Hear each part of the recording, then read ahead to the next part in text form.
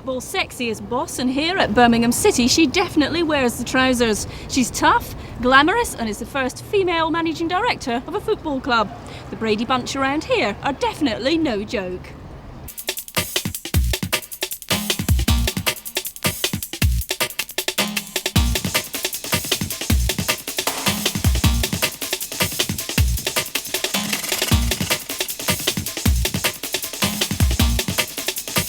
Karren, you've been involved in advertising, radio and newspapers. Why the move over to football?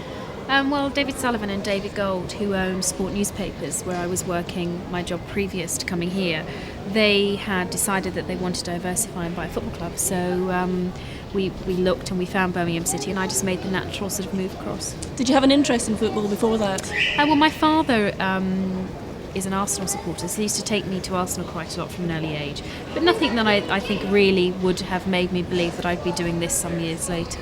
As a managing director, have you found the role harder than you expected it to be? All businesses are reasonably hard to run, but Birmingham City was in a particularly bad shape when we took over. It was on the verge of collapse, it was in liquidation, and it took some long hours and some hard work to turn it round. 4.5 years later, we've had our best financial results in modern history under my management. We've floated on the alternative investment market, valuing the club at £25 million, raising £7.5 million worth of new money that will continue to allow us to improve the squad and to continue the development. So we've come a long way in a short time, but clearly we've got a long way to go. Our aspiration is Premier League, really. Your season now is going quite well. Is it all going to plan? If it all went to plan, we'd win over again. I think it's important that we achieve something this year. We've put an awful lot of money into players and millions of pounds, and we have promised the supporters that we'll achieve something for them, and we have the right setup. We think we're buying the right type of players, and really on paper our team is as good as any of the other big clubs, so we should be able to get something this year, and we'll be very disappointed if we don't achieve at least a playoff position. Karren, I read an extract from, I think it was your first book, The Diaries, and in that you said, you were sort of fairly bored with being asked the question, what's it like being a woman in a man's world? I'm not actually going to ask you that question, but do you still stand by that? Because you seem to say that it wasn't as bad as everyone made out. It wasn't. I mean, I don't consider myself a woman in a man's world. What I consider myself is a business person in a male-dominated environment, and I do my job to the best of my ability.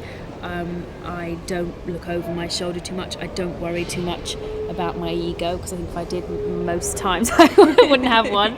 And I think I just get on with my job. There has been its ups and downs.